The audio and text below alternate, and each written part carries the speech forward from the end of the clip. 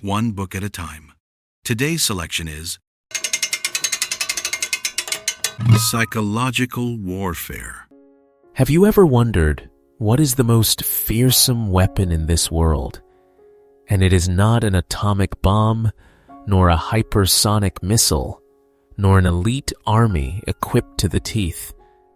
The weapon I am talking about is invisible, and it creeps into every corner of your mind, while having the power to turn an entire war or even an entire society without spending a single bullet. Paul Myron Anthony Linebarger, who is a person I always consider a master in this field, once said a sentence that made me think a lot. That war begins in the mind, and war is a change of mind. It sounds simple, doesn't it? But think a little deeper. When imagining this about a powerful army, well-trained, along with fully equipped and sky-high fighting spirit, as well as abundant food and a solid rear. Then suddenly they surrender without a single bullet being fired, nor a single drop of blood shed on the battlefield, and without a single gunshot ringing out when they simply surrender. Why and what happened then? The answer is the war in the mind that Linebarger mentioned. No physical conflict took place, but the psychological war exploded and ended with a decisive result. This is not a dry historical story about guns or tactics on a sand table, but it is art, including the art of persuasion, along with the art of manipulation, and the art of creating reality in the minds of others. And in his classic book titled Psychological Warfare, then Linebarger has peeled back layer after layer of the mysteries of this most fearsome, invisible weapon. It is not just a story of the military, but also a peak art of communication, along with a science of human behavior that we can see applied everywhere, from subliminal messages in advertising to political campaigns, and of course, even armed conflicts. In this video, we will together turn each page of this fascinating book to better understand the ways that psychology can become a powerful tool to shape the will and actions of an entire nation or an entire people. And you will see that understanding it is a significant advantage not only on the battlefield, but also in our daily lives. Let us explore together. Chapter 1: Redefining the Battlefield. There is an aspect of conflict that we sometimes easily overlook, which is the battlefield of the mind. When mentioning war, what image comes to your mind? Perhaps it is the sound of falling bombs along with stray bullets and fierce battles on the battlefield, right? But there is another type of warfare that is more silent and less bloody, at least in a direct way, but has no less destructive power and ability to change the situation, and even more profound. That is psychological warfare, or also known as PsyWar. And that is exactly what the classic book titled Psychological Warfare by Paul Myron Anthony Linebarger, who is a leading expert on this topic, has explored fully and in detail. Personally, I find it extremely interesting and worth dissecting together. In this first chapter titled Redefining the Battlefield, then we will start with the most basic concepts to understand what PsyWar is. So what is psychological warfare, or PsyWar then? According to Linebarger, it is the use of propaganda against the enemy combined with military measures. It sounds simple, but think a little more carefully, because it is not just empty words, but words with weight supported by or affecting military activities. That is, military action creates the premise or reinforces the propaganda message, and conversely, propaganda weakens the enemy so that military activities are more effective. They are two sides of a coin aiming towards a common goal. The most important thing to understand when talking about PsyWar is its fundamental difference from conventional warfare. Unlike conventional warfare, where the goal is physical destruction, such as killing soldiers along with destroying infrastructure and weakening the material capacity of the opponent, then PsyWar targets the will of the opponent. It does not try to destroy you physically, but it wants to change the way you think, along with feel and act, to make you weaken yourself from within, instead of being defeated by force. Imagine you are playing chess. Then conventional warfare is knocking down each of the opponent's pieces, while PsyWar is convincing the opponent that this game is hopeless and that they should give up on their own, or making them play worse because of losing morale. It is a war for control of the mind instead of territory.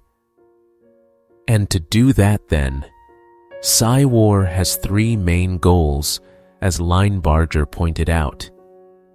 The first is conversion, with the goal of changing the loyalty along with ideals of the opponent, meaning turning a loyal soldier into a deserter or a citizen, supporting the government into an opponent. It wants to make them give up existing beliefs and accept a new belief, or at least no longer believe in what they once believed. The second is division, with the goal of creating rifts along with suspicion in the enemy ranks, to make them lose faith in each other as well as in their leaders and in their own ability to win. Imagine an army where the generals do not trust each other, along with soldiers doubting orders from superiors and the people losing unity. Then, that is when strength is severely weakened and the enemy can be defeated without a single bullet. The third is demoralization, which is the goal of reducing the fighting spirit to make the opponent feel desperate, along with hopeless and no longer wanting to fight, even with weapons in hand. This is like constantly telling an athlete that they will lose until they lose. All will to compete and automatically surrender. When the spirit has been crushed, then the body, no matter how strong, is no longer meaningful. In short, then PsyWar is a bloodless war, at least in a direct way, but can cause deeper and more sustainable wounds in the human soul. It truly redefines the battlefield from land, along with sea and air, to the battlefield in our minds.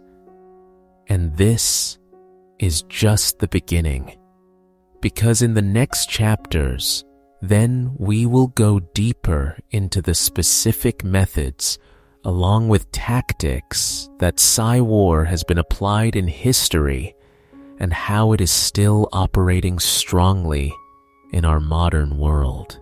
Chapter 2: The History of Manipulation. In this chapter, we will go back in time to find out whether this art is truly as new as many people think, or if it has always existed and woven itself through every page of human history. And if it existed, then how effective was it? Because I must be honest that when reading these examples, I was very surprised at their sophistication and effectiveness, even in eras that seemed very simple. Let us start with a classic story from the Bible, recorded in the book of Judges about Gideon, which is a story taking place thousands of years ago when weapon technology was still very primitive, but psychological warfare was used in a genius way. Gideon was an Israeli leader facing the powerful Midian army, which was many times larger, so with only 300 men. How could he defeat an army as numerous as locusts in the field? Instead of direct confrontation, then he thought of an extremely clever ruse by dividing his 300 men into 3 groups, with each person holding a trumpet along with an empty clay jar with a torch inside. In the middle of the night, according to Gideon's signal, they simultaneously blew trumpets along with smashing jars and holding torches high. Imagine that, when in the silent darkness, suddenly hundreds of trumpets blared piercingly, along with hundreds of fires suddenly burning bright, accompanied by the sound of hundreds of jars shattering. The enemy, who was sleeping soundly, suddenly woke up in extreme panic because they did not know what was happening. So they thought they were being surrounded by a giant army or some supernatural force. The result was the Midianites fighting each other in chaos, then fleeing in disarray to create a victory based entirely on psychological factors, along with the creation of illusions of power and chaos. This is a wonderful example, showing how powerful noise, along with surprise and the ability to create fear of an unknown threat, can be. Next, let us come to another legendary character who is Genghis Khan, the great Mongol emperor who built the largest empire in history. He was not only good at conquering with swords, but was also a master of psychological warfare, along with an expert in spreading fear. One of his favorite tactics was using rumors, because before attacking a city, Genghis Khan would have his soldiers spread rumors about the cruelty, along with the enormous and uncountable number of Mongol soldiers. They also used tricks such as each soldier riding multiple horses or tying tree branches to horse tails to create giant dust clouds so that the opponent from afar seeing it would think it was an infinitely large army. The result was many cities just hearing the reputation, along with seeing the rumors, automatically surrendered without any battle, because the fear of an imaginary enemy larger than reality stifled their will to resist. The lesson here is the power of exaggeration, along with information control, and especially the spreading of fear before the actual conflict begins. It shows how Genghis Khan manipulated the opponent's perception to win as easily as possible. Moving to the 20th century, which was an era of guns, along with trenches and technology, then in World War I, despite the breakthrough in technology, psychological warfare still played an extremely important role. One of the most popular tools at that time was leaflets, when planes dropped millions of leaflets down into enemy trenches. The content was often promises of safety if they surrendered, along with information about the unfavorable war situation for their side, or images of family, along with a peaceful life to shake the soldier's morale. Imagine a soldier who is tired and cold in a trench suddenly receiving a leaflet printed with a picture of his wife and children, or a promise of a bowl of hot soup along with a warm blanket if he drops his gun. The power of these messages did not lie in force, but in touching the fears along with the deepest human desires, such as survival, along with family and peace. Thousands of soldiers surrendered thanks to these leaflets, not because they were defeated on the battlefield, but because their spirit was shaken, along with being convinced that surrendering was the best choice. That is clear evidence showing that even in modern warfare, a small piece of paper can change the situation, along with being able to save or destroy lives just by impacting the human mind. So we have just glanced through 3 examples, along with 3 stories from 3 completely different eras, from Gideon's trumpets to Genghis Khan's rumors and the leaflets in World War I.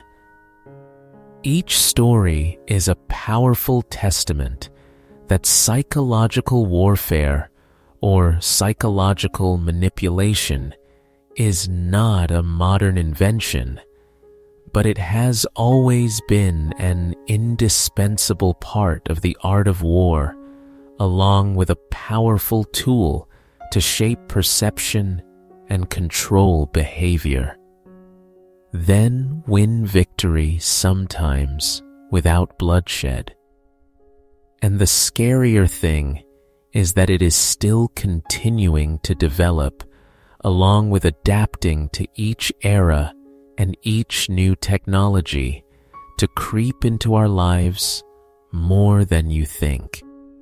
In the next chapter, we will dig deeper into the fundamental principles of psychological warfare, which are the unchanging laws applied throughout history, and you will find them surprisingly familiar. Chapter 3: The Psychology of the Opponent. Now we face the most core question about who our customers are, or to put it bluntly, who our enemies are. It sounds cold, but this is an obvious truth in any confrontation, whether on the battlefield or in business or even in a family argument, because you cannot win without truly understanding the person standing across from you. Linebarger laid the foundation for this by emphasizing an indisputable principle, which is to clearly understand who your customer or enemy is. Think about it when in daily life you want to persuade a friend to try a new dish or a colleague to accept your idea. Then the first thing you do is not eloquently talking about the dish or that idea, but trying to understand what your friend likes or what your colleague cares about. Psychological warfare also operates on a similar principle, but only on a larger scale and with much higher risks. Linebarger argues that to truly grasp the opponent's psychology, we need to analyze at both levels, which are crowd psychology and individual psychology in wartime. First is crowd psychology, because when humans gather into a large group, they tend to behave differently than when they are an individual. Emotions are amplified, and reason can be obscured by assimilation or by common belief or by common fear. A crowd can become extremely excited because of an ideal or extremely panicked just because of a rumor, which are the collective weaknesses that Linebarger pointed out. Psychological warriors must learn to identify and exploit these powerful emotional flows to create messages capable of spreading like a virus, to strike at the common values and fears of a community. But that is not all, because if we only look at the crowd, we will miss the most important cracks, and that is when we need to go deep into individual psychology. Even in the most fanatical crowd, each soldier or each citizen is still an individual with their own thoughts and worries and desires. A soldier may believe in the ideals of his army, but deep down inside, he misses his wife and children, along with being homesick and fearing death, or even doubting the leadership. And this is when Linebarger points out the vital weaknesses that psychological warfare often targets, including fear, which is the most primal human instinct, such as fear of death or fear of being disabled, along with fear of being abandoned and fear of losing loved ones. Psychological warriors will not hesitate to amplify these fears, to paint the darkest scenarios, to shake the opponent's will through leaflets describing prisoners of war being treated cruelly or the homeland being devastated if they do not surrender, which are sharp spikes hitting directly at fear. The next weakness is homesickness, because especially in prolonged wars and being far from family, then loneliness and longing can become an extremely effective weapon. A family photo or a letter from home, or even a simple message reminding of the warmth of home can melt the iron will of a soldier to make them start asking themselves what they are fighting for, and is it worth trading the peace with family? The third weakness is doubt in leadership, which is a terrible destructive factor from within, because when trust in leaders is shaken, then the entire system will begin to collapse. Whispers about corruption, along with wrong decisions or injustice in treatment between soldiers and officers, can all be amplified to sow division, because when a soldier no longer trusts his commander, then they have nothing left to cling to. Do you see it when these weaknesses do not only exist in wartime, but we as modern humans also face fear, along with the longing for a more peaceful time and doubt about the government or organizations, or even those around us? Linebarger did not just write about war, but he wrote about human nature. To, from there, conclude a golden principle that you cannot persuade someone if you do not understand what they are longing for. This is the key point, because psychological warfare is not just finding fears and exploiting them, but also finding latent desires such as peace, along with safety for the family or a better future, as well as justice and freedom. When you understand these desires, then you will have a door to enter their minds, to build a message promising to meet those desires, even if it might be an empty promise, or conversely, threatening to take away the things they desire most. To Linebarger, understanding the opponent's psychology is a mandatory requirement to help you identify weaknesses to attack, along with helping you predict behavior and build response strategies. Then create messages with resonance to touch the exact emotional strings you want. So this chapter 3 is not just a lesson about war, but a lesson about understanding those around us, and sometimes even those we consider opponents. Because after all, humans are still humans with fears and desires and very human weaknesses.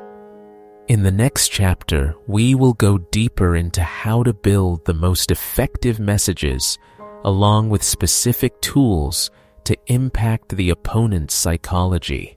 Chapter 4: Classifying Propaganda. After understanding why propaganda exists, along with its general goals, then it is time for us to go deep into how it works. This chapter 4 is extremely important because it will help us classify different propaganda ploys specifically based on their origin. This is like going to the market to choose vegetables. When you know the origin clearly, then you feel secure, right? Linebarger divided propaganda into 3 main types based on the level of transparency of the information source, including white and black, along with gray. It sounds simple, but each of these colors contains an entire profound psychological strategy. First is white propaganda, with a clear origin and based on the truth, at least in part. This is the most recognizable type of propaganda and according to Linebarger, it is the least dangerous in a certain aspect, because the origin of the message is made public, so you know who is talking to you. Its characteristics are that the origin is clearly identified, for example, from the government or a mainstream media agency or a specific organization. The information provided is usually based on real events, although it can be selected along with emphasizing a certain aspect or presented in a way that benefits the propagandist. Imagine an illustrative example when you are watching the news on VTV or BBC or CNN, and they broadcast an announcement from the government along with images of soldiers on duty or an official statement from a certain agency. It is clear which channel and who the spokesperson is, so even if the information might be selected or emphasize a beneficial aspect, then at least the foundational truth is there, and you know who is responsible. It is like an official press release with the goal of building reputation, along with creating trust. But do not be mistaken, because clear origin does not mean it is completely objective, due to the fact that there can still be packaging of information in a direction beneficial to the propagandist. Second is black propaganda, which is the art of sophisticated deception, and also the most dangerous type of propaganda. The origin of the message is completely hidden and even attributed to a fake origin, which is usually from the opponent. Its characteristics are complete falsehood about the origin and frequently also about the content. The spreader of black propaganda will pretend to be another party, usually the enemy or a neutral group, to provide misinformation aimed at causing confusion, along with internal division of the opponent or discrediting them. An illustrative example is thinking about extreme fake news, but at the national level, such as a secret radio station pretending to be the opposition station to broadcast information that seems to against the government, but is actually created by that government itself to cause confusion or internal division of the opponent, or a secret document leaked on the internet said to be from the enemy, but actually created by yourself to smear them. This is very risky, but if successful, then the effect is enormous. Although this is the type that once discovered, the reputation will be completely gone. It is a double-edged sword, requiring extreme sophistication and recklessness. Third is gray propaganda, with an ambiguous origin and a mixture of true and false. If white is clear and black is completely fake, then gray is a very dangerous. Along with unpredictable buffer zone due to the unclear origin and information being mixed true and false, making it very difficult for the listener to distinguish. Its characteristics are that the origin of the message is not clearly announced or is attributed to an obscure and unverifiable origin. The content is a mixture of correct information, along with misinformation and unverified information. Imagine an illustrative example of a leaflet without the author's name, but only saying a patriotic citizen or Group X to tell unverified rumors mixed with a few known truths, or an anonymous YouTube channel uploading sensitive analysis videos without knowing who is behind it, but offering arguments that sound reasonable. It does not completely lie like black propaganda, but does not publicly disclose the source like white propaganda. The goal is to sow doubt, to make you ask questions and draw conclusions in the direction they want. To me, this is the most fearsome type of propaganda because it does not force you to believe, but it makes you doubt yourself along with speculating on your own, so that once the seed of doubt has been sown, it is very difficult to uproot. So those are the 3 shades of propaganda based on origin, including white and black along with gray. Understanding these 3 concepts not only helps us read Linebarger's book more easily, but more importantly, it helps us equip a sharper filter when facing countless daily information. Always ask, who is talking to me? And why are they saying that? Along with whether everything they say is the truth, or if there is a dark part, along with a certain gray part. In the next chapter, we will go deep into specific propaganda methods, which are the techniques people use to persuade along with manipulate our psychology. Chapter 5. The STASM Formula. This is the backbone and the heart of every effective psychological warfare campaign, according to Linebarger. STASM stands for 5 factors that, if understood clearly, along with applied skillfully, then you can turn any message into a targeted arrow, or conversely, turn it into a suicidal shot. So what is STASM? Then let us dissect each letter one by one. First is S, corresponding to source. Who is the one sending the message?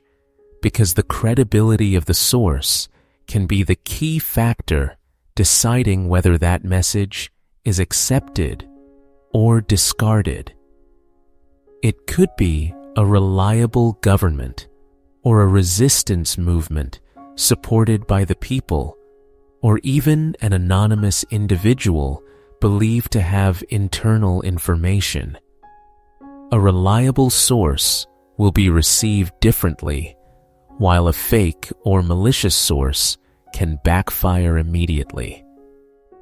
Next is T, corresponding to time. The timing of distributing the message is no less important than the content, because you would not want to release peace news when both sides are heatedly fighting, or a call for uprising when the opponent is sweeping strongly. If choosing the right time, then the message will be amplified to cause maximum impact, whereas if the timing is wrong, it will sink or even cause harm. The third letter is A, corresponding to audience. This is the factor I believe should be the top priority, because every message targets a specific object. Who are you talking to when it could be soldiers on the battlefield, or civilians in occupied areas, or neutral parties, and even the opponent's own command? You need to understand clearly their culture, along with fears and hopes as well as prejudices, so that your message can truly reach and can move their minds. Because if you do not understand the audience, then you will be speaking in the language of aliens. The second S is subject. What is your message about when it could be fear or hope, or calling for desertion, or promising a better future? The subject must be specific, along with clear and suitable for the source, as well as time and audience that you want to affect, because a misplaced and general subject will not create any effect. Finally, is M corresponding to mission? What do you want to achieve from this campaign, such as weakening enemy morale, or encouraging desertion, or causing confusion, or attracting support from the people? The mission must be clear, along with specific and measurable, because it is the compass guiding the entire campaign. You see it when it sounds simple, but the problem lies in the coordination between these 5 factors. A great message, but from an unreliable source, will fail, and a right call, but at the wrong time, is also useless, as well as an attractive subject, but not suitable for the audience, will be ignored by everyone. Linebarger emphasizes that these are not 5 independent factors, but a closely linked system, because if one link is missing or one link is weak, then the entire chain can break, and your goal will vanish into thin air. Let us try to apply this formula to a hypothetical situation. Suppose you are a resistance party in an occupied country, and your mission is to encourage enemy soldiers to desert. So who is your audience then? Clearly, it is the enemy soldiers, and especially those who are tired of war, along with being homesick or feeling exploited. What will the source of the message be when it is not directly from the resistance, but could be a secret radio station claiming to be peace lovers, or a justice movement to create a more neutral and reliable appearance? The subject will revolve around homesickness, along with safety when surrendering and promising humane treatment, then even the opportunity to return to the family. And what about the time when you should perform right after a fierce battle, where the enemy suffered heavy losses, at the time their morale is at its lowest, or during major holidays when homesickness is high, making them emotionally vulnerable? Do you see it when each factor is carefully considered and smoothly coordinated to create a synchronized campaign with the ability to most strongly impact the opponent's psychology? That is the STASM formula of Linebarger, which shows us that psychological warfare is not improvised actions, but is an art and science requiring meticulous calculation along with deep understanding of human psychology and social context. In the next chapter, we will explore deeper into the specific tactics that Linebarger mentions to realize this STASM model. Chapter 6: Sound Weapons, Radio, and Loudspeakers. Have you ever listened to a song and suddenly found yourself falling into a stream of intense emotion, or heard a voice on the radio and felt as if that person was talking privately to you? This is not a coincidence, because in the world of psychological warfare, sound is not just noise, but it is an extremely powerful weapon. And that is the subject of this chapter, as it sounds simple. But the power of voice and sound in impacting the human mind is something we often underestimate. Think about radio, because unlike newspapers or television, radio has a strange intimacy when a voice echoes in your private space, which could be in the car or in the kitchen or even in the headphones. Linebarger analyzes very clearly the 3 ways a voice can be used, including intimate, along with authoritative and threatening. First is the intimate voice, when you imagine a soft whisper along with a soulful tone as if sharing a secret. It creates trust along with closeness to make you more easily accept the message, and sometimes messages that you would not accept if they were spoken in a formal way. The enemy can use it to tell stories, to reveal truths they want you to believe, with a tone full of empathy. Then comes the authoritative voice, which is clear along with decisive and full of confidence.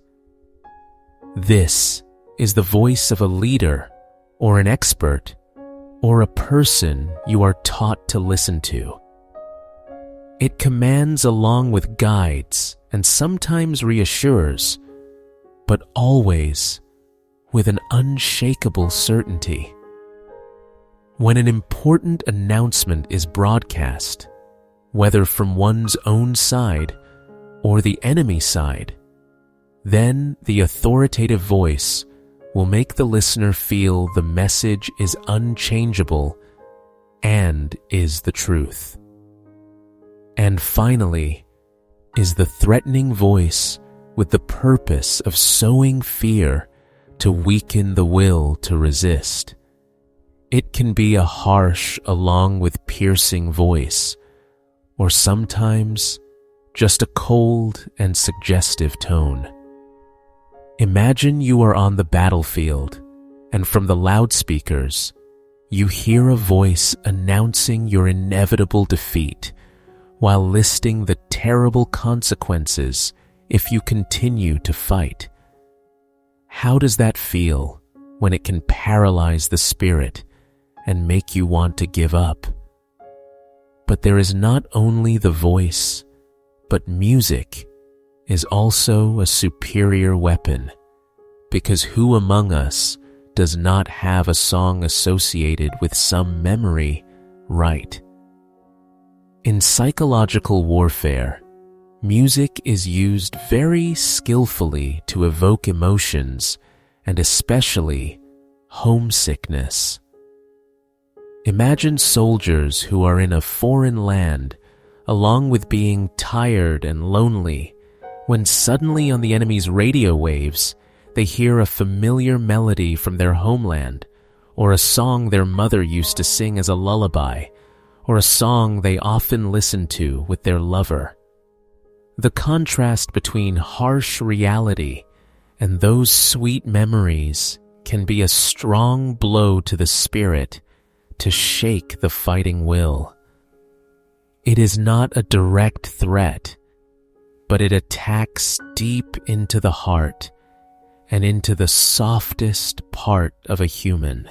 And this is one of the most sophisticated tactics that Linebarger mentions, which is the invisible friend tactic on the airwaves. Radio creates an illusion of personal connection when the broadcaster speaks to millions of people, but each listener feels as if he is talking privately to them.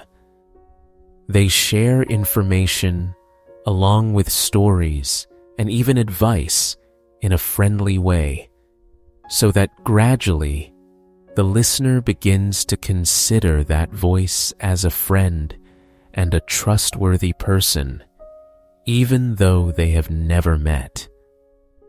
When trust is built, then delivering messages beneficial to one side becomes easier than ever.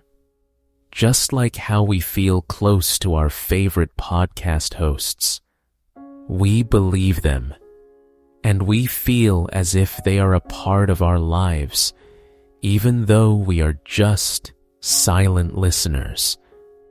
So you see it when sound is not just vibrations in the air, but it is a powerful tool that can soothe, along with can motivate, and also can break the human will.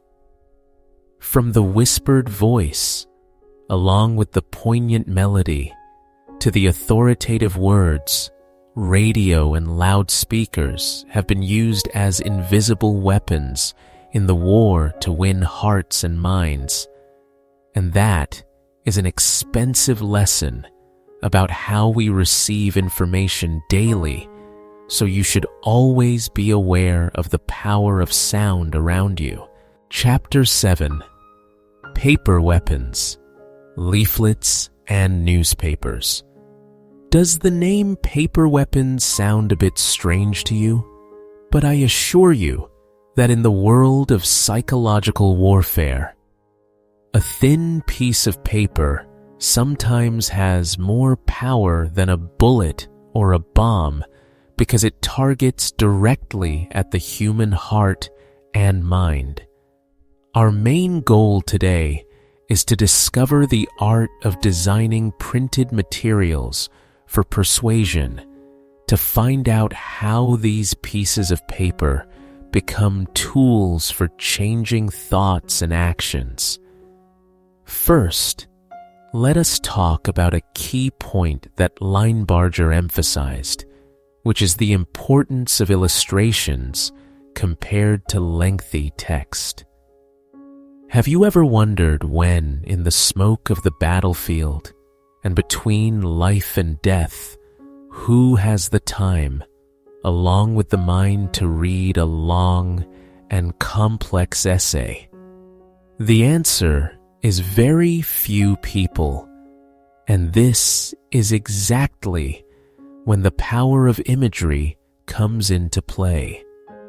Images are a universal language because a picture is worth 1,000 words, especially when you are trying to convey a message across cultural and linguistic borders. Linebarger points out that a simple symbol along with a clear illustration can convey a message much faster and more powerfully, as well as being easier to understand than hundreds of words. Think about it when an image of a family gathering or a soldier being treated kindly or a scene of war ruin all create an immediate emotional impact without any words.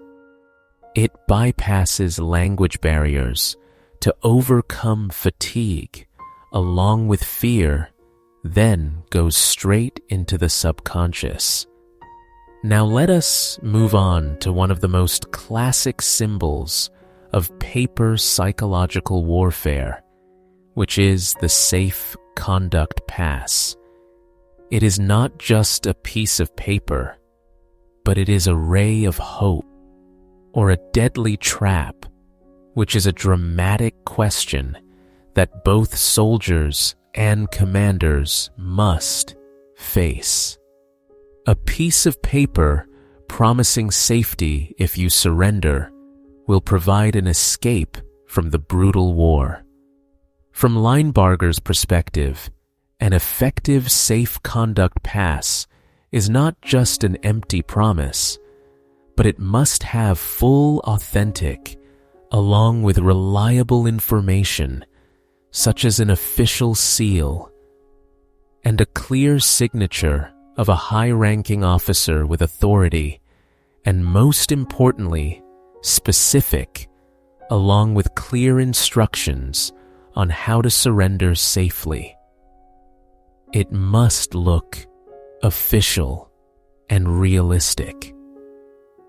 But why is it considered a paper weapon? Because it sows doubt to raise the question in the mind of the enemy soldier whether there is another path, or if I can survive and go home if I follow these instructions. It is not always successful, but as long as it sways a few people to create hesitation, then that is already a small victory in the psychological war. It is a double-edged sword, being both an invitation and a test of loyalty. Finally, how do these paper weapons get into the hands of the opponent when this is also an art that Linebarger analyzed thoroughly, which is the method of distributing leaflets effectively from aircraft or artillery? Aircraft are the most common means. As you can imagine the scene of planes flying over the front lines to carpet drop thousands and even millions of leaflets on the ground. The goal is not just to drop indiscriminately, but also to aim at specific targets in areas where soldiers gather, or villages, or cities where civilians live. Factors such as wind, along with altitude and flight speed, are all important factors to calculate to ensure the leaflets arrive at the right place and at the right time. However, aircraft cannot always reach rugged areas or those with heavy anti-aircraft defenses, and this is exactly when artillery comes into play. That is right. When artillery can also be turned into a tool for distributing leaflets by instead of explosives, the empty shell casing is stuffed with leaflets and fired.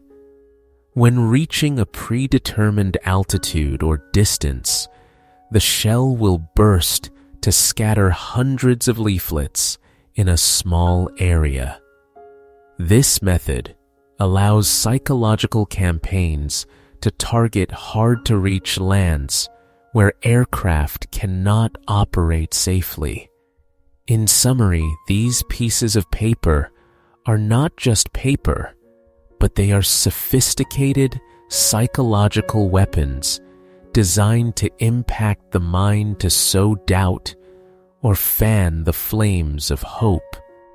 The ingenuity in design, along with the clarity of the message and the effectiveness of distribution, are all key factors creating their power. Linebarger has shown us that in psychological warfare, the pen and the printing press are sometimes more dangerous than guns. Chapter 8: The Rumor Strategy.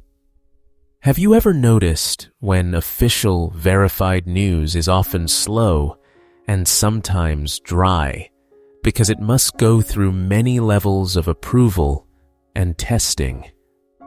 So it often loses its original appeal, like a stream of clean water, but flowing slowly. Meanwhile, a rumor is like a prairie fire, because it does not need evidence, but strikes directly at emotions and curiosity, and especially it appears when there is an information gap, when there is ambiguity, and when everyone craves an answer, even a misleading one. Then the rumor will jump in to fill that gap. That is why rumors have the ability to spread faster and stronger than any official news, because it touches latent fears along with secret hopes and pre-existing human prejudices. Line Barger gave a classic formula to understand the power of rumors, which is R equals I multiplied by A. It sounds a bit academic, but let me explain in the simplest way, with R being rumor, while I is importance and A is ambiguity.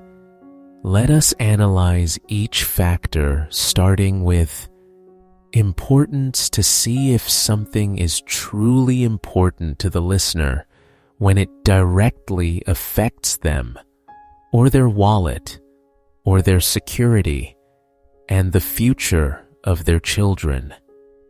If a rumor only revolves around a harmless topic and few people care, then it will die young. But if it touches something deeply meaningful to a person's life, then that importance will push the spreading speed very high.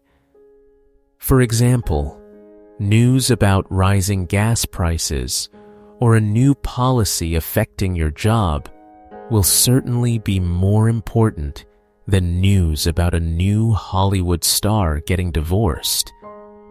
The second extremely key factor is ambiguity, which appears when information is unclear or has many gaps or has many ways to interpret, or simply there is no official information to verify. That is, the listener cannot immediately verify its correctness. So this uncertainty stimulates imagination along with anxiety and makes people talk to search for answers. Then, in that process, the rumor is transmitted. When these two factors are both high, then the rumor explodes, because it is not just addition, but multiplication. Imagine this: when you are an employee of a company where there is a rumor about restructuring, which is important to you, and the management keeps it vague without giving a clear announcement, creating ambiguity. The result is the entire company will be buzzing with each person having a story, and false rumors will mushroom to cause extreme confusion. So if you are a psychological warrior, how do you create such rumors to sabotage the economy or enemy morale? To sabotage the economy, then suppose you want to sabotage the opponent's economy by spreading a rumor that a large bank is facing serious liquidity problems and is about to go bankrupt. The importance here is sky high because it touches the money and lifelong accumulated assets of the people, while the ambiguity is very high because the financial system is inherently complex and difficult to understand for the majority of people, and internal bank information is usually confidential. The result is people will withdraw money massively to create a real bank run, even though that rumor may be completely untrue, making the economy shake just because of a few words. To sabotage the enemy morale, especially in the military, then you spread a rumor that high-ranking commanders have fled, or reinforcements will never arrive, or bonuses are being cut. Importance is extremely high because it directly affects the survival, along with faith and fighting spirit of the soldiers, while ambiguity is high, especially in a war environment when communication is cut off and superiors cannot immediately refute the rumor effectively. Confusion, along with loss of faith, will quickly erode, the fighting will leading to desertion or rebellion or surrender. The most important thing when creating a rumor is that it must have a small core of truth, or at least seem plausible, because an overly absurd rumor will be easily rejected. It does not need to be true, but it must be possibly true, and you do not need to be the first to say it. Just sow the seed of an idea so that it is discovered and spread by the victims themselves through informal communication channels such as word of mouth or personal messages or social media. When the rumor is transmitted by friends along with relatives and colleagues who are people we trust, then its power will increase manifold. The power of a rumor does not lie in the truth, but in the speed, along with the ability to exploit fear and insecurity, as well as the human craving for information. Remember this every time you hear sensational news without a clear source and without specific evidence, by asking yourself how important this news is to me. And is it ambiguous then? Who will benefit when this news spreads? In the next chapter, we will explore another tactic of psychological warfare, which is black propaganda, when the truth is completely distorted and the source of information is hidden.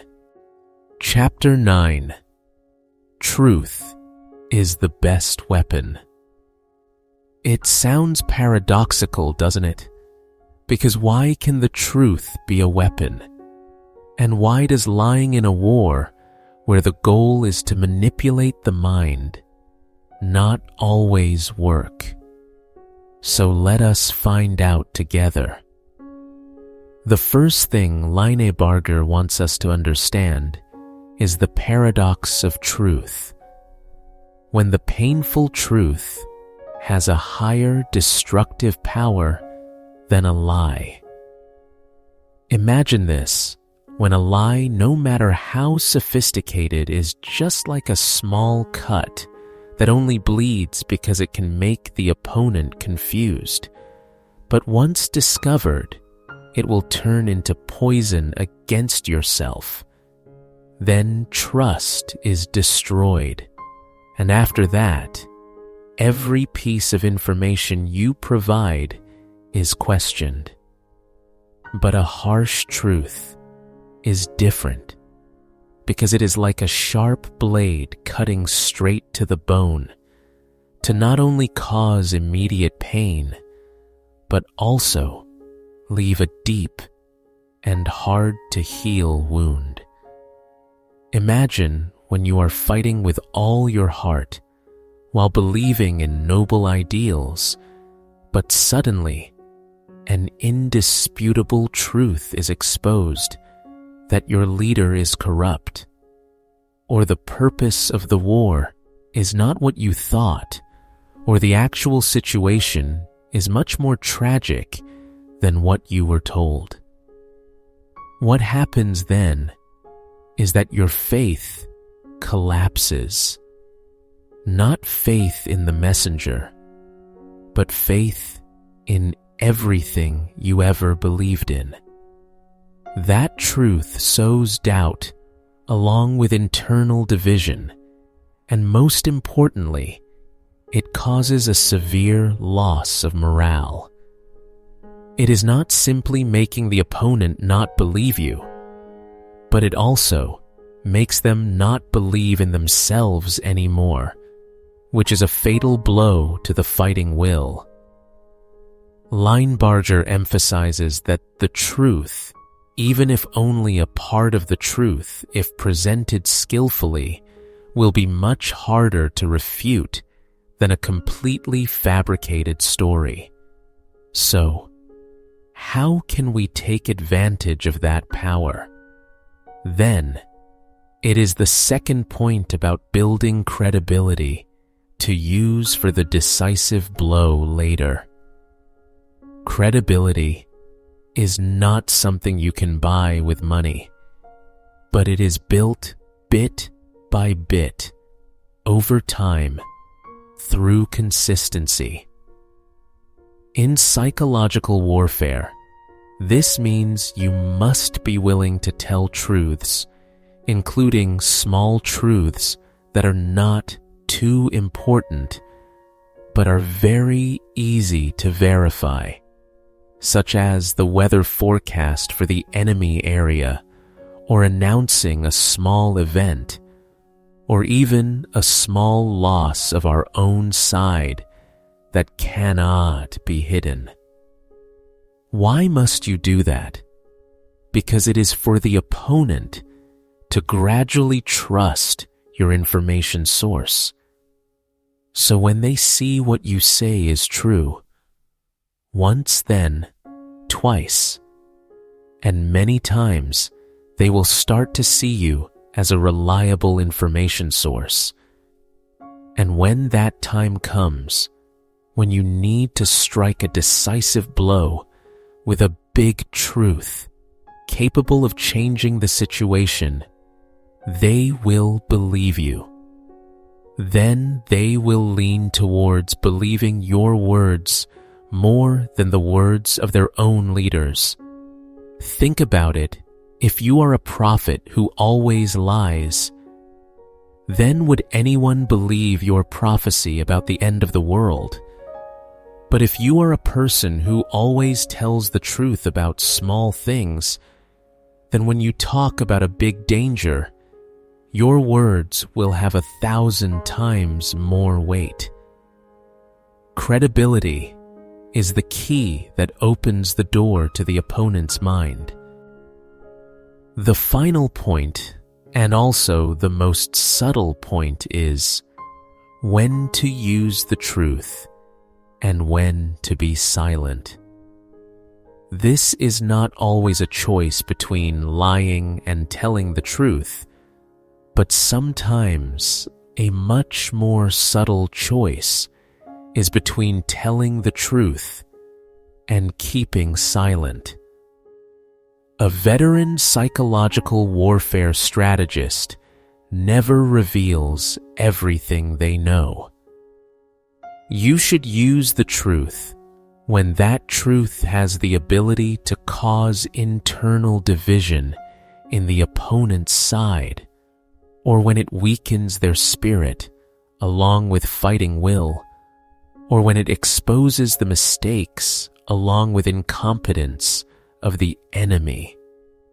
Leadership, and especially when it helps strengthen your own credibility. Conversely, you should be silent when the truth does not bring any strategic benefit to you, or when it might accidentally reveal important information about your side, or when it simply causes noise and distracts attention without a clear purpose. And of course, when telling that truth could harm your own side. Keeping silent strategically is not lying, but it is controlling the flow of information, which is an important part of the art of effective communication. Like a chess player, you do not need to lie about the position of the pieces, but you also do not need to reveal your entire strategy. So there you go, friends. When truth is the best weapon is a chapter name that sounds simple, but contains an entire deep philosophy in psychological warfare.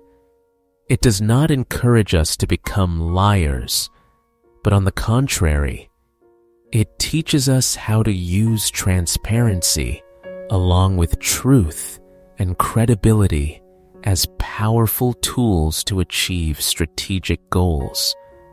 It is not always easy to accept along with using the truth, especially when it is harsh. But once you have mastered this art, you will have in your hands a weapon that few opponents can resist, which is the indisputable power of truth. What do you think about this view of Linebarger, and is truth really the best weapon?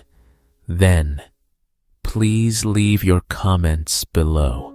Chapter 10: Intelligence and Analysis.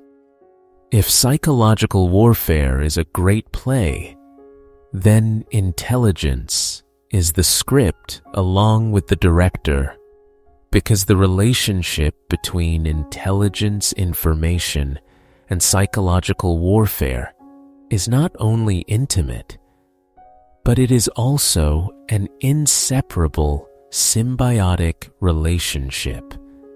Without one side, the other would become meaningless. So imagine you want to persuade someone to give up an inherent habit or change their deep beliefs, but you know nothing about them, such as what they like or hate, along with what they fear and dream of.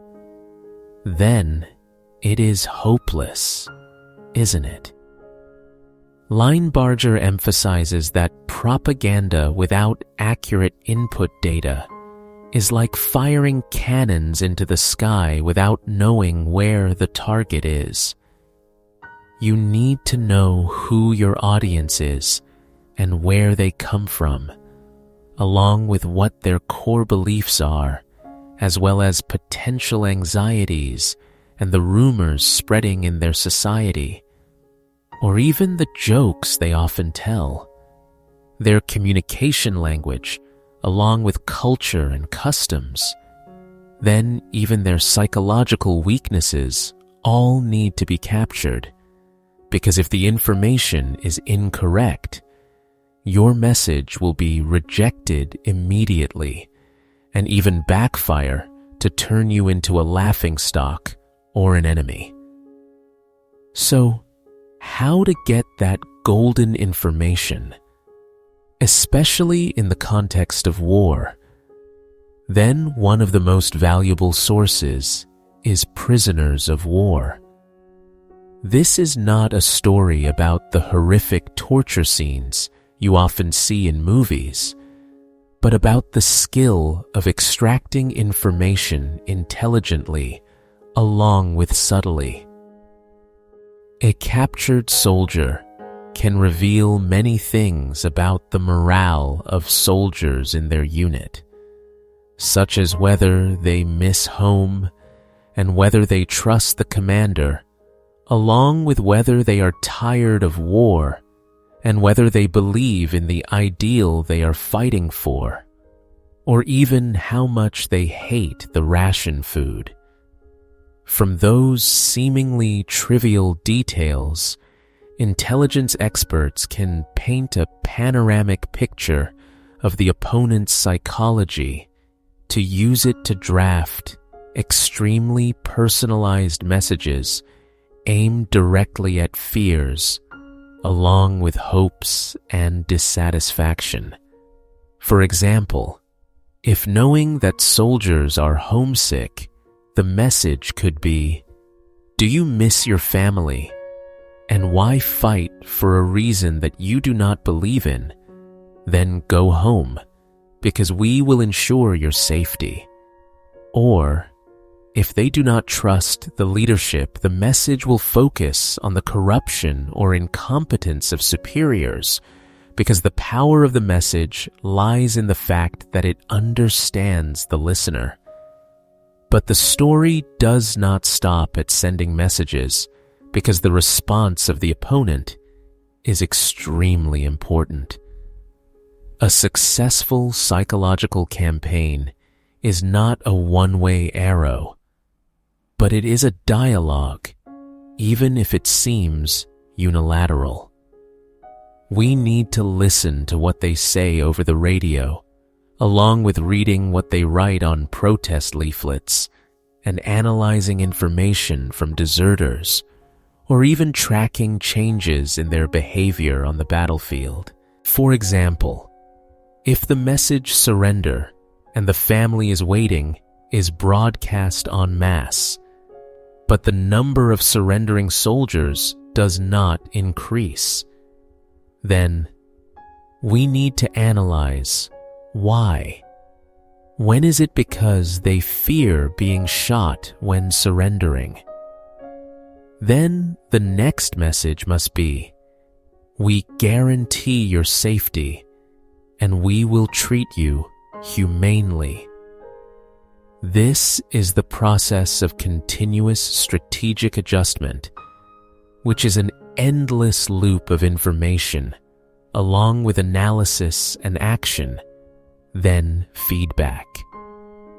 Just like a marketer testing different advertising campaigns to see which one is most effective.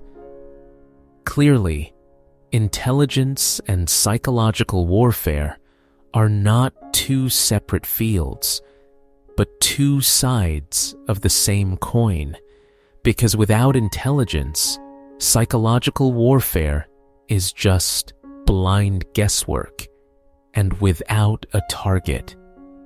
And this is not just a lesson for the battlefield friends, as think about how marketing campaigns or even arguments in our daily lives also need to understand the audience and constantly adjust the message to achieve the highest efficiency. So we have gone through this fascinating Chapter 10 together, and hope you have had a deeper look at the importance of information, along with analysis in all forms of persuasion. Chapter 11: Psychological Defense. In this modern world, we are perhaps too familiar with being attacked by all kinds of information every day, to the point that sometimes the boundary between truth and fake news becomes blurred. And I bet you also agree that protecting your own mind, as well as the minds of those around you, has never been so important.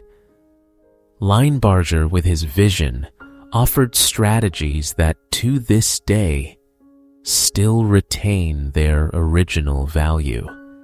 First, let us talk about education and information inoculation. This is an extremely powerful concept, as Linebarger used an analogy that to protect soldiers from psychological pathogens sown by the enemy, we need to inoculate them. This means that instead of hiding or avoiding. We actively educate soldiers about the tricks and psychological maneuvers that the enemy might use. Imagine this. Instead of just saying, "Do not believe the enemy's words," we show them specific examples of the opponent's propaganda. We analyze how they distort the truth, along with how they try to cause confusion or division or reduce morale.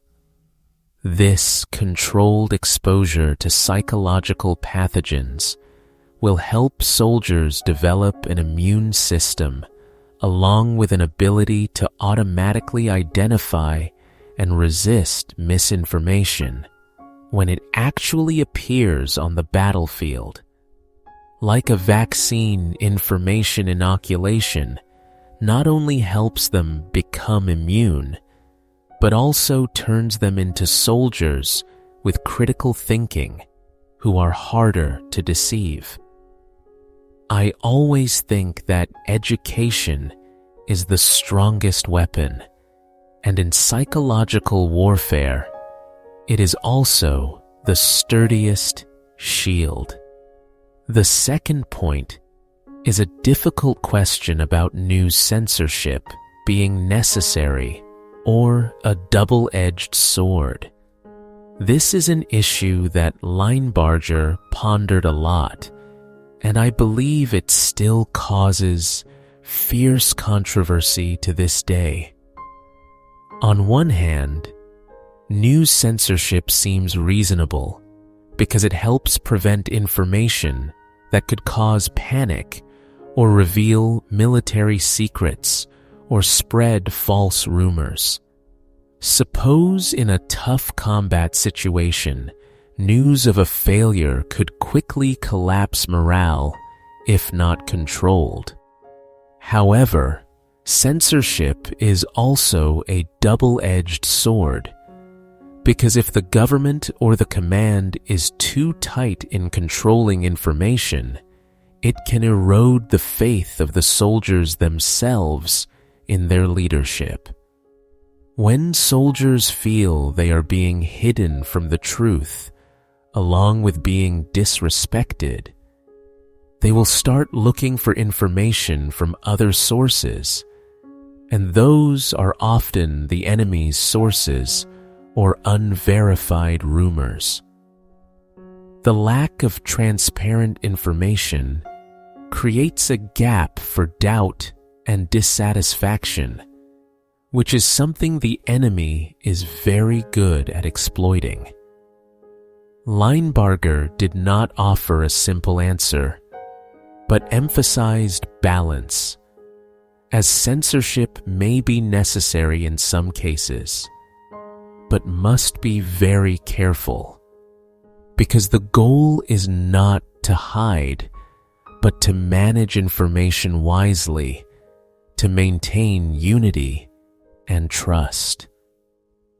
I think this is an expensive lesson that any organization needs to remember, and not just in the military. Finally, but equally important, is maintaining morale through entertainment and transparent information. If it is impossible to censor completely, then how to maintain the fighting spirit? When Linebarger points out two core factors, which are entertainment and transparent information within limits. And this is when entertainment speaks up, because when soldiers face stress along with danger daily, they need moments to escape and to relax. A letter from family, or an old movie, or a sports match, and even art performances at the front are all invaluable spiritual medicine. They help soldiers feel connected to normal life, along with keeping them from being overwhelmed by the pressure of war and reminding them of what they are fighting to protect. At the same time, transparent information, which is not exposing every secret, but the truth, filtered and communicated skillfully, is the key to building trust. Soldiers do not need to know everything, but they need to know what can affect them and have it explained as honestly as possible. This can include positive news from the battlefield, or improvements in living conditions, or even difficulties being resolved. When soldiers feel respected along with trusted, they will have stronger motivation to fight, to believe in the goal, along with believing in leadership, and most importantly, believing in their own comrades. To summarize, psychological defense is not just a strategy, but a philosophy of how to treat people in war. From inoculating them with the ability to recognize enemy propaganda, to balancing between censorship and truth, and finally nurturing the spirit through entertainment and authentic information. Because in psychological warfare, the final battle always takes place in the mind of each soldier, and a well-protected mind with a steel heart, along with firm faith, is the sturdiest fortress. Chapter 12: Cultural and Language Factors. You know when language is not just words, but it is also the soul of a culture. And in psychological warfare, a silly translation error can turn the most erudite message into a laughingstock, or worse, into an unforgivable insult. Linebarger recounted many tragicomic stories of campaigns that failed miserably just because of mistranslating a word or a phrase.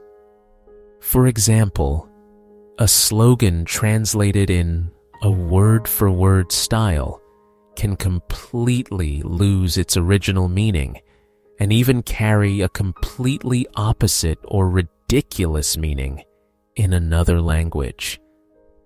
Imagine you want to convey a message of freedom along with independence, but due to lack of knowledge about local idioms, your message turns into a meaningless call for rebellion, or even insults their traditional values.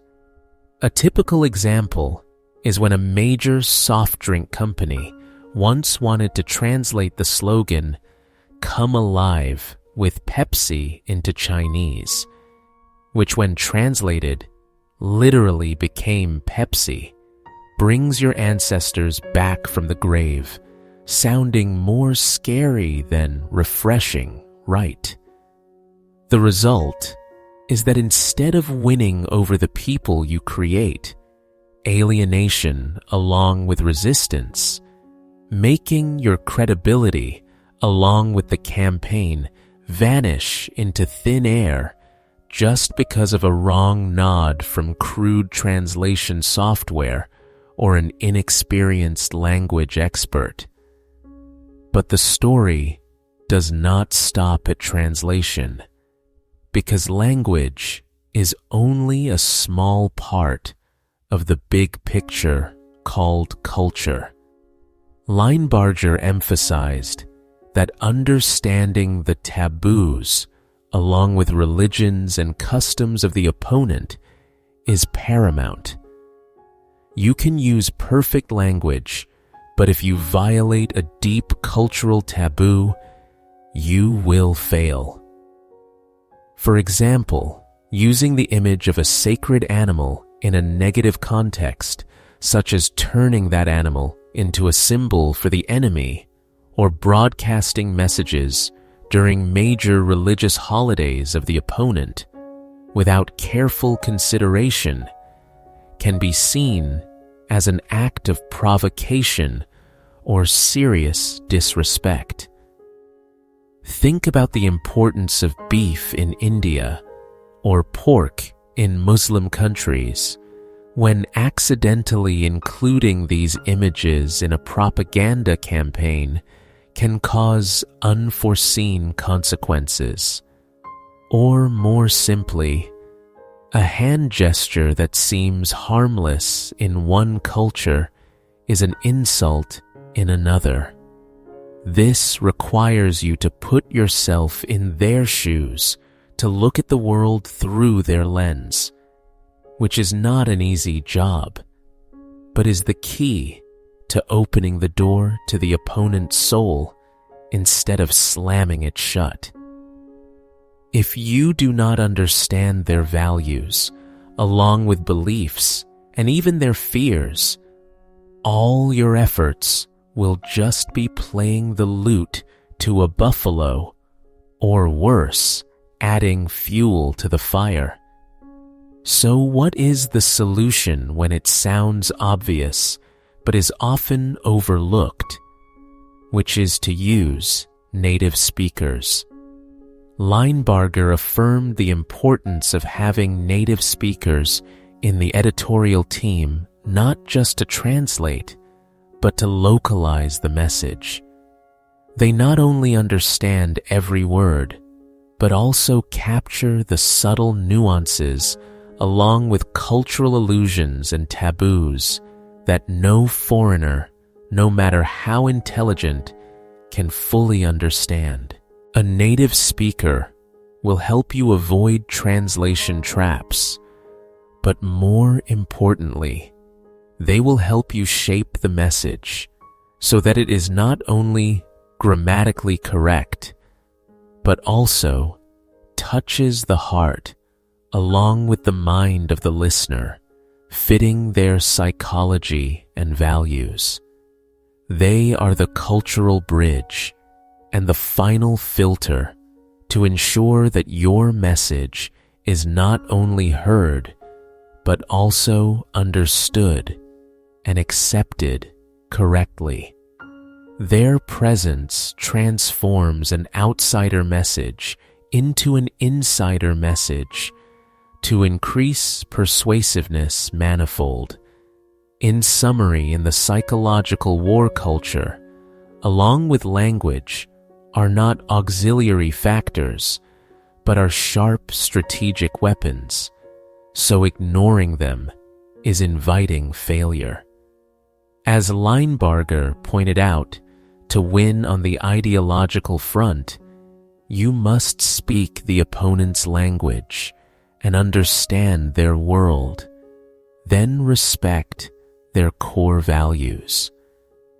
That is the only way to build trust along with influence and ultimately shape their will. Think about this when even in our daily communication, cultural understanding along with respect is also the key to all good relationships, isn't it? Chapter 13. The Call to Surrender. It sounds dry and heavy, doesn't it, when we mention the phrase, call to surrender? But in reality, this is not merely asking the enemy to lay down their arms, but it is an entire art of persuading the opponent to accept a solution along with an escape while still maintaining the most precious thing, which is honor. When I read this chapter, the first thing that made me stop and reflect was how Linebarger emphasized the importance of language, how heavy the word surrender is when it carries the burden of failure along with shame, and is often the last thing a soldier wants to hear. Let us try to put ourselves in their shoes to see that no one wants to be labeled a surrenderer, because it is almost a spiritual sentence. That is why Linebarger recommends that we avoid using the word surrender at all costs. It sounds strange, but it is an extremely sharp psychological strategy when instead he suggests more constructive, along with positive phrases, or at least more neutral ones.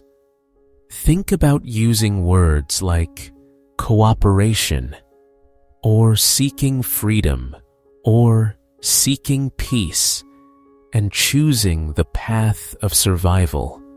Language at this time becomes a bridge rather than a wall, because it opens a door for choice instead of forcing an outcome. It allows the opponent to feel they are making a conscious decision, along with a decision for their future, rather than because of inferiority or fear. This is not just changing words, but changing the entire mindset frame. And that leads us to the second extremely important point, which is ensuring safety and humane treatment. You see it when every promise becomes meaningless if it is not fulfilled. If we call on someone to give up their weapons with promises of safety along with fair treatment, then those promises must be kept. This is not just a moral issue, but also an indispensable part of effective psychological warfare. Rumors of ill treatment of those who cooperate will spread quickly, and from there, every calling campaign will fail miserably. Conversely, kind treatment, along with ensuring their life and dignity, not only encourages others to follow suit, but also weakens the opponent's fighting will in the long run. The promise does not just lie on paper, but it must be carved into action, because this is not weakness, but the core strategy to build trust, even in the context of war. Now, let us explore with me a more specific process that Linebarger outlines, which is a 5-step process to induce a unit to surrender. This is not a rigid formula, but a framework for us to understand this psychological approach. Step 1 is the access and assessment phase, which is the first and most basic step. We need to find out about the enemy unit to know who they are, along with what their morale is and what difficulties they are facing, such as the lack of food or ammunition or information. We need to consider whether anyone among them has intended to lay down their arms yet, when this can be through reconnaissance, along with intelligence news, or even preliminary leaflets, with the ultimate goal of identifying psychological weaknesses. Step 2 is the morale, weakening and doubt sowing phase. Once information is obtained, we begin to influence by sowing the seeds of doubt about the possibility of victory, along with support from superiors and the safety of their families in the rear. At the same time, we offer positive information about our side, such as strength, along with willingness for humane treatment and the benefits of cooperation. For example, we can drop leaflets talking about their families being safe, or about them being abandoned by their superiors. Step 3 is the preliminary negotiation and trust-building phase. In this phase, we need a more direct communication channel, whether indirect through an intermediary or a specific medium. The goal is to establish an initial level of trust, which could be small along with easy-to-implement promises to prove our goodwill. For example, allowing them to receive letters from family or providing accurate information about the war situation, because this is the time we persuade them that we are not devils. Step 4 is the inducement phase, to open an honorable escape. This is an extremely important step and is the climax of the process when we need to provide a clear, along with safe and honorable escape. This includes providing specific instructions on how they can cooperate, such as gathering locations, along with recognition signals, which could be raising a white flag or taking off a hat, and specific execution times. More importantly, we must repeat the commitment to safety along with humane treatment, because this is the moment they decide, and they need to feel safe when making that decision. Step 5 is the transfer and promise fulfillment phase. Finally, when they have left their combat positions and accepted cooperation, the fulfillment of the promise is paramount. They need to be treated exactly as promised, including being protected, along with receiving medical care if needed, and being provided with food along with water, then being treated with respect. This not only reinforces trust for those who have just surrendered, but also sends a powerful message to other enemy units that we are people who always keep our word. You see it when calling to surrender is not a forced act, but a complex psychological process requiring a deep understanding of people, along with the value of honor and the importance of a promise. It shows that even in war, the human and psychological factors are always the key. Linebarger has painted a picture of psychological warfare based not only on the power of weapons, but also on the power of understanding, along with strategic compassion. This is something I think, no matter the context, is always valuable for us to reflect on. Chapter 14: Psychological Warfare in Peacetime, also known as the Cold War. It sounds contradictory, doesn't it, when we mention the phrase war, but it takes place in peacetime. That is right, and that is the key point of this period, because when bombs and bullets between nuclear powers were no longer a viable option, the confrontation transformed from a physical battlefield to an invisible but equally fierce battlefield, which is political ideology, being the war to win the hearts and minds of people globally. The first point is the war to win hearts and minds.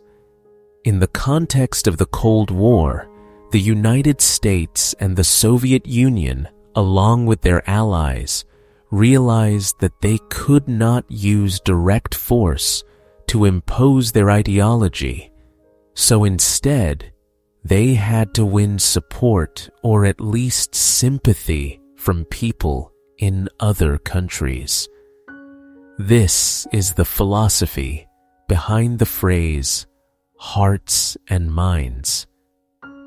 Imagine when one side is liberal capitalism with the promise of individual prosperity and democracy, while the other side is communism with calls for social equality and justice. Then, how to persuade people to choose their side, if not by tanks, but by messages.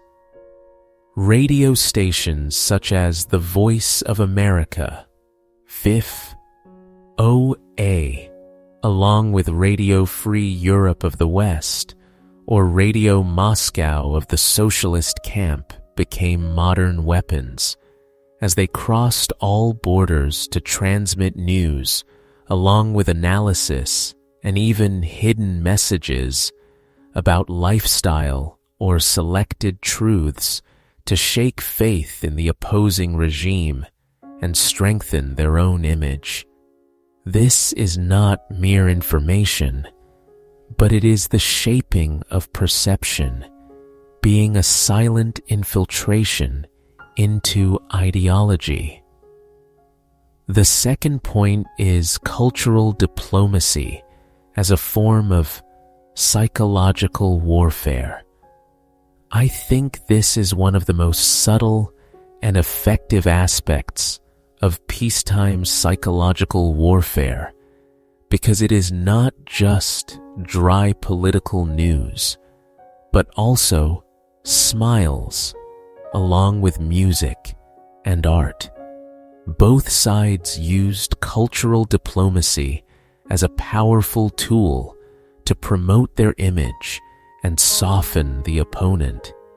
You can see the tours of symphony orchestras along with ballet performances of the Soviet Union or legendary American jazz bands traveling around the world, which were not just simple cultural exchanges. It was a way to prove to the world that their system was not only more efficient, but also more worth living in, thanks to a rich and advanced culture and art. When a citizen in a neutral country sees the glamour of Hollywood or the talent of a Russian ballet dancer, they begin to form an impression, along with a feeling about the other side. Then that feeling, even if unconscious, is a key factor in the war for hearts and minds, as it builds an emotional bridge, along with an admiration, thereby making it easier to receive the accompanying political ideas. The third point is the infiltration of ideology through films and books. And of course, we cannot fail to mention the power of cinema and books. When Hollywood did not just produce entertainment films, but many films, whether intentionally or unintentionally, became powerful tools to convey the American dream, along with liberal values and individualism, then also the image of a prosperous consumer society. When you watch an American spy movie fighting against a Soviet spy, you easily form the model of hero and villain in your mind. Conversely, the Soviet Union also had its own cinema, which focused on praising labor along with the collective and communist ideals. Books were the same when translation programs, along with publishing works reflecting Western values or conversely criticizing the opponent's system, were funded and widely distributed. Many books that seemed harmless carried the seeds of an ideology sown into the reader's mind. And I think this is one of the most sophisticated forms of psychological warfare, because it does not make you feel like you are being attacked, as you are simply enjoying a story or a work of art, while those hidden messages creep in and shape your perspective. Thus, from the battlefield of bombs and bullets, the confrontation has moved into the battlefield of political ideology. Paul Linebarger pointed out that in the Cold War, the enemy was not just a country or an army, but an ideology, and weapons were not just bombs and bullets, but information along with culture and art. This shift has profoundly affected an entire generation to shape the way we perceive the world, and the lessons of peacetime psychological warfare still remain valid today in the context of globalization and the explosion of information technology. Chapter 15: The Ethics of the Manipulator. Right from the name, we see a sharp contrast, don't we? When ethics and manipulation are two concepts that seemingly cannot go down the same path. But Linebarger, through his sharp analyses, forced us to look directly at the core question of where the limits of mind control lie. The first point is the boundary between persuasion and deception. In daily life, we constantly persuade when an advertiser persuades you to buy a product, or a father persuades his child to eat vegetables, or a politician persuades voters to vote for him. That is a natural part of communication, along with social interaction, because persuasion, in essence, is presenting arguments along with information, and sometimes emotions, so that others voluntarily change their thoughts or actions. It is based on the truth, or at least what is believed to be the truth, along with the right of self-determination of the information recipient. But in the context of Linebarger's psychological warfare, this boundary is terrifyingly blurred, because the answer to when a persuasion campaign becomes an act of deception is not simple. Deception is distorting, along with hiding the truth, and even creating fake truth to manipulate behavior. It strips away the right of self-determination, along with manipulating beliefs, and often aims at the benefit of the deceiver rather than the deceived. Think about when a news report is staged to incite fear, or a propaganda message hides important information, or a campaign to smear an opponent based on false allegations. Then, is that still persuasion? Or is it blatant deception to take advantage of the weakness, along with the lack of information, of the public? I myself, when reading this part, cannot help but wonder if just a good intention is enough for all means to be accepted, or if the very way we convey information is already a part of ethics. The second point is the responsibility of psychological warfare workers. Psychological warfare workers are not always the stereotypical villains in movies, but they are experts in communication, along with psychology and sociology. Then also history, being those who deeply understand the workings of the human mind and society. They hold in their hands great power to shape perceptions, along with emotions and even actions of an entire community or a nation. And that very power comes with a huge responsibility, just like a doctor with a Hippocratic oath must put the health along with the life of the patient first. Then, is there an ethical oath for those who perform mind surgery? A lie or a misleading message may not cause immediate physical injury, but it can sow seeds of doubt, along with division and even hatred. Then, those consequences can last through many generations, as history has proven many times. I remember Linebarger mentioning that psychological warfare workers must clearly understand the culture along with the psychology of the subject, but understanding to respect or understanding to exploit weaknesses is the key difference. Their responsibility does not just stop at achieving immediate goals, but also in protecting the integrity of information, along with public trust and the very society they are serving or opposing.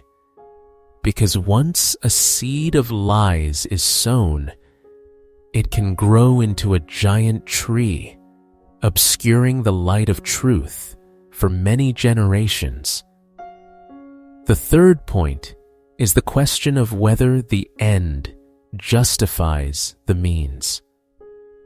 This is perhaps the classic and most difficult ethical question, especially in the context of psychological warfare, when in war, where human lives are threatened, along with national security being put first. Then is a lie that can save thousands of lives acceptable?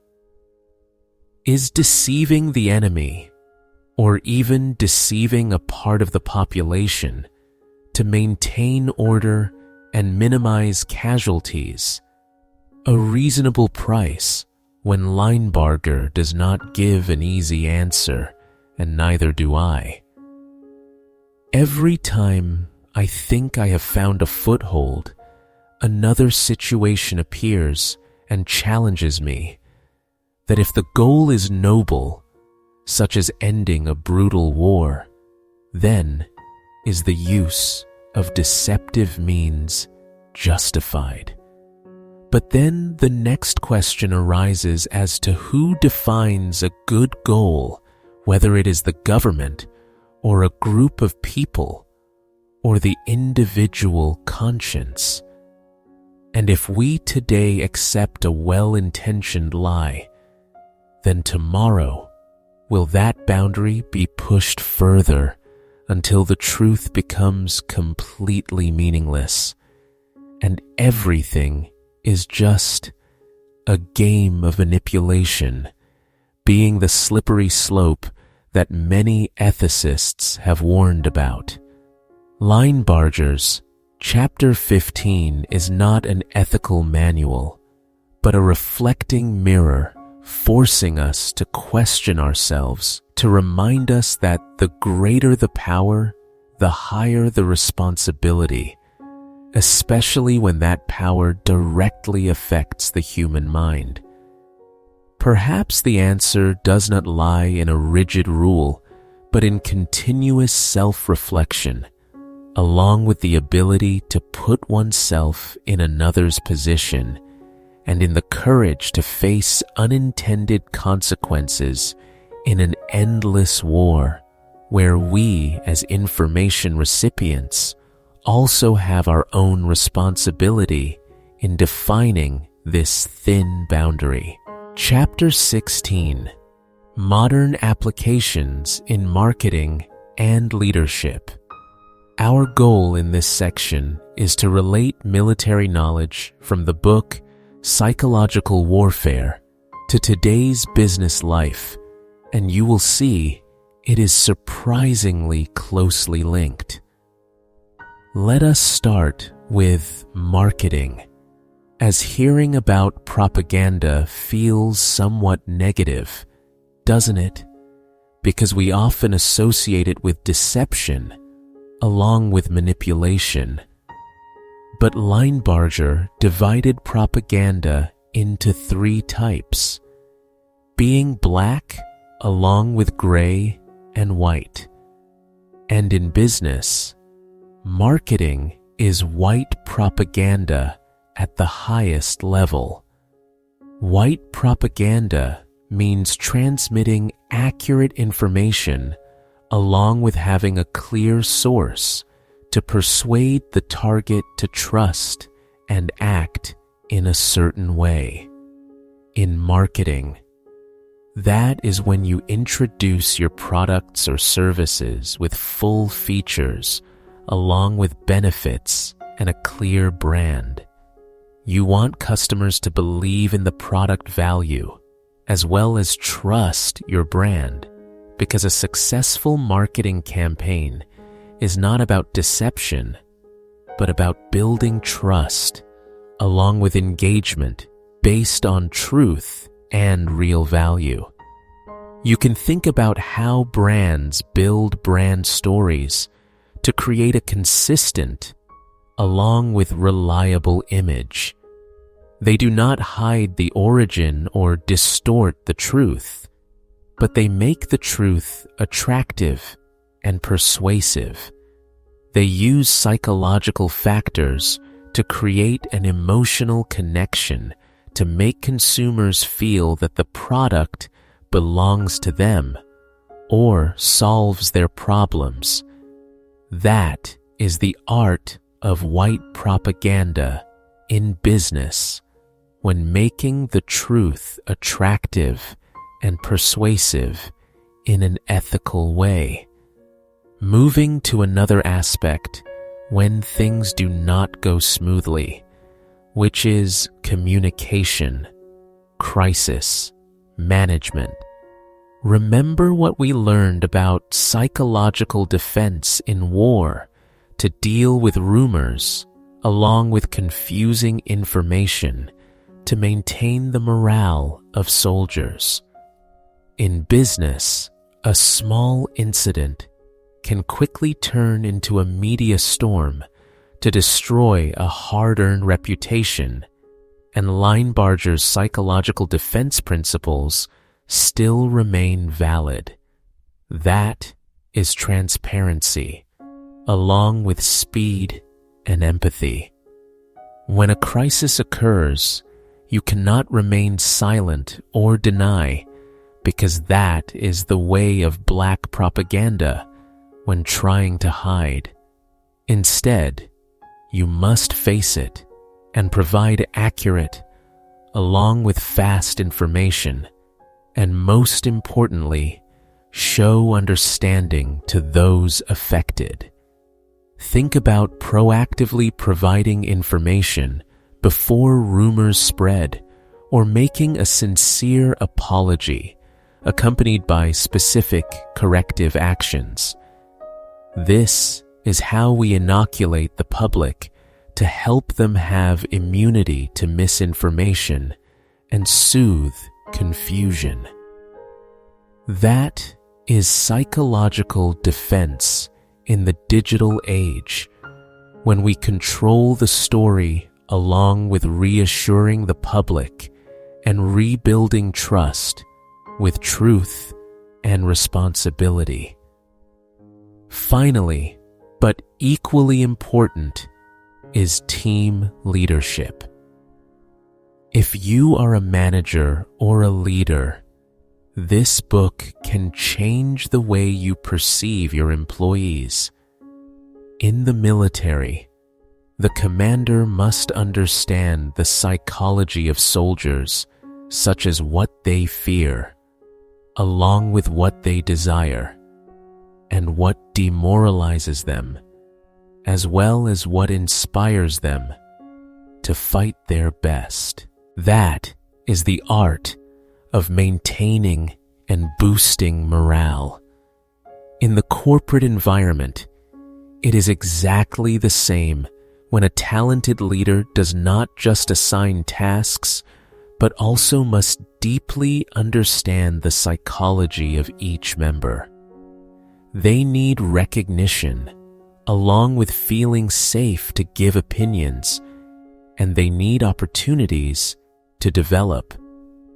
Then, they need to be understood when facing difficulties.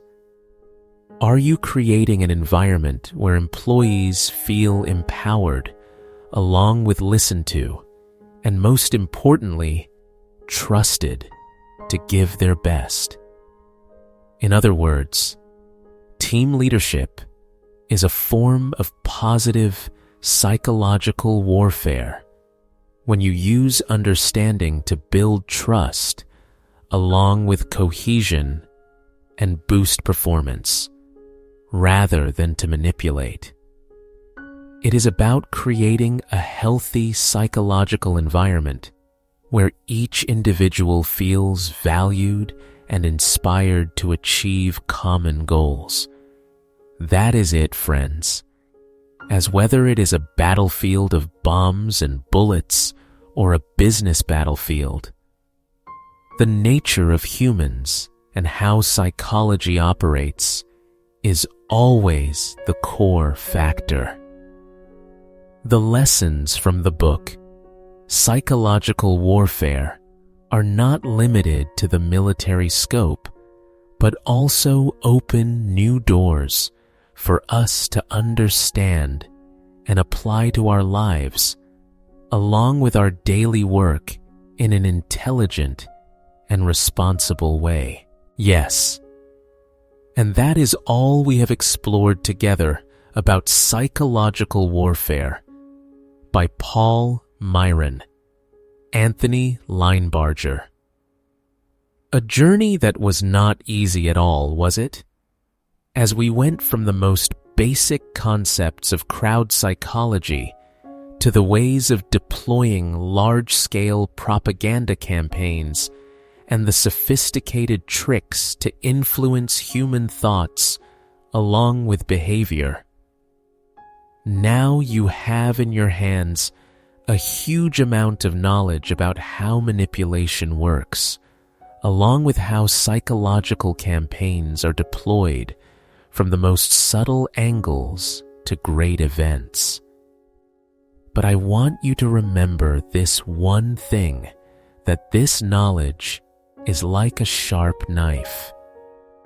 You can use it to peel a delicious apple, or prepare a meal for your family, or even create exquisite sculptures. But you can also accidentally or intentionally cause injury. The power of this knowledge lies there, as it is neither good nor bad, but it just is. How you receive it, along with how you apply it, and how you protect yourself, along with those around you from manipulative tricks, is what matters. My goal in sharing this book is not for you to become a master manipulator, but for you to become an informed, along with alert person, and have a better ability to defend yourself against the invisible influences around you. And I wonder, when you hear these things, if any story suddenly pops up in your mind. Have you ever felt like a victim of some psychological manipulation tactic, whether in work or in a personal relationship or in the family? And even from the messages we accidentally encounter every day through social media, along with through the news? Was there a lie repeated so many times that you started to believe it, or an invisible pressure that made you make a decision you did not want? Do not hesitate to share your story in the comments section below. This is not only a place for us to learn from each other, to recognize the hidden corners that we sometimes overlook, but also a space for you to relieve stress and sometimes find empathy. I believe that every story, whether big or small, has value, and your experience can be a valuable lesson, while also being the light that helps others recognize and escape similar situations. Let us together create a community where truth, along with alertness, are upheld.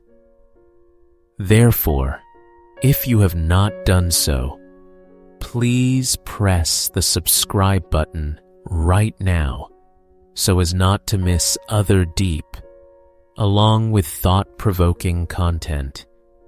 And do not forget to turn on the bell icon to receive notifications whenever there is a new video. Thank you for accompanying me on the journey of discovering this challenging but also extremely enlightening book. Always keep a cool head to analyze, along with a warm heart to feel and a firm will to do the right thing. See you in the next video.